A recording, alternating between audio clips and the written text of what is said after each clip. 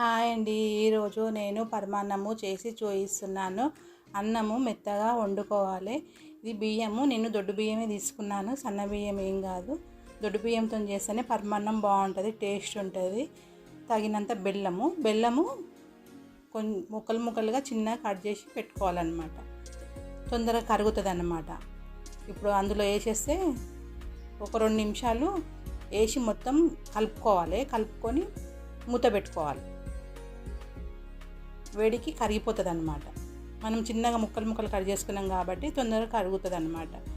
పెద్దగా కట్ చేస్తే కరగదన్నమాట. అందులో చూడండి, ఈ విధంగా అంతా కరిగిపోతుంది అన్నమాట. ఇట్లా మూత పెట్టుకోవాలి. మూత పెట్టుకొని ఒక 2-3 నిమిషాలు అయిన తర్వాత తీయాలన్నమాట. తీస్తే ఈ విధంగా రెడీ అవుతుంది అన్నమాట. అంతా కరిగిపోయింది.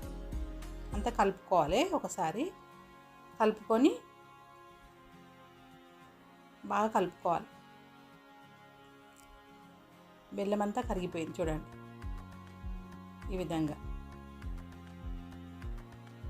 ఇప్పుడు పక్కకు పెట్టుకొని ఒక పాత్ర పెట్టుకొని తగినంత నెయ్యి వేసుకోవాలి. నెయ్యి ఇష్టం లేని వాళ్ళు ఆయిల్ కూడా వేసుకోవచ్చు. నేను మాత్రం నెయ్యి వేస్తే టేస్ట్ ఉంటుంది, బాగుంటుంది. కొంచెం కాబట్టి నెయ్యి వేసుకోవచ్చు. నెయ్యి వేసుకొని అన్ని డ్రై ఫ్రూట్స్ అన్నమాట, కాజు, బాదాము, కిస్మిసు, పిస్తా అన్నీ వేసేసి ఫ్రై చేసుకోవాలి. కొంచెం బ్రౌన్ కలర్ వచ్చే వరకు ఫ్రై చేసుకోవాలి. ఫ్రై అయిపోయాక స్టవ్ బంద్ చేసేసుకొని ఇట్లా బ్రౌన్ కలర్ రాగానే స్టవ్ బంద్ చేసేసుకొని ఇప్పుడు ఈ పరమాన్నం ఉంది కదా, దాని మీద అంతా వేసేసుకొని కలుపుకోవాలన్నమాట. మంచి కలుపుకోవాలి. కలిపితే మంచి టేస్ట్ వస్తుంది అన్నమాట. నెయ్యి వేసినాం కాబట్టి టేస్ట్ బాగుంటుంది. చూడండి, నేను చేసిన పరమాన్నము రెడీ అయిపోయింది. అంతా ఈ విధంగా అవుతుంది అన్నమాట.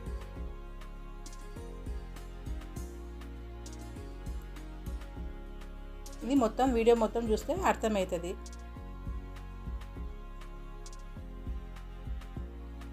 ఓకే, నెక్స్ట్ ఇప్పుడు పెరుగన్నం కూడా మెత్తగా ఉడికించి పెట్టుకున్నాను అన్నమాట. నేను అన్నం రెడీ చేసి పెట్టుకున్నా ముందే. తగినంత సాల్ట్. ఇప్పుడు మనం పోపు వేసేసుకుందాము. ఆవాలు, జీలకర్ర, మిరియాలు, మిరపకాయలు, పెరుగు నేను చిక్కటి పెరుగు తీసుకున్నాను. ఇప్పుడు అంతా ఇందులోకి వేసేసి కలిపేసుకుందాము. చిక్కగా ఉంది కాబట్టి కొన్ని వాటర్ వేసుకోవాలి. మరి చిక్కగా ఉంటే కూడా బాగుండదు, తిననీకి కూడా రావాలి కదా, అందు గురించి అన్నమాట. నేను కొన్ని వాటర్ వేసేసి కలుపుకోవాలి. మంచి కలపాలి. అంత ఈ విధంగా కలుపుకోవాలి. కలిపిన తర్వాత ఇప్పుడు మనం పోపు వేసేసుకుందాం. కొంచెమే ఆయిల్ వేయాలి, ఎక్కువ వేయొద్దు. ఆయిల్ వేడి కాగానే ఆవాలు, జీలకర్ర, ఎర్రమిరపకాయలు వేసేసి కొంచెం ఫ్రై చేసుకోవాలి. కొంచెం బ్రౌన్ కలర్ రాగానే కొంచెం మిరియాలు కూడా వేసుకోవాలన్నమాట, 2-3. కొంచెం బాగుంటుంది, టేస్ట్ ఉంటుంది ఘాటుగా. కొంచెం శనగపప్పు కూడా వేసుకోవాలన్నమాట.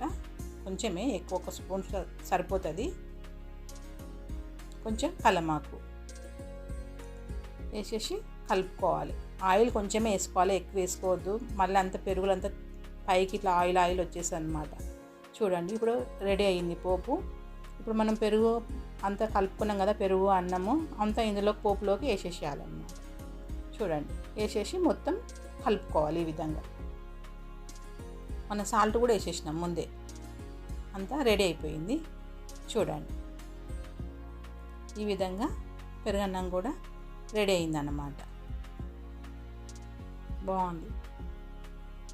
నేను చేసిన పరమాన్నము, పెరుగన్నము మీకు నచ్చితే లైక్ చేయండి, షేర్ చేయండి, సబ్స్క్రైబ్ చేయండి, పక్కనున్న బెల్ ఐకాన్ని క్లిక్ చేయండి.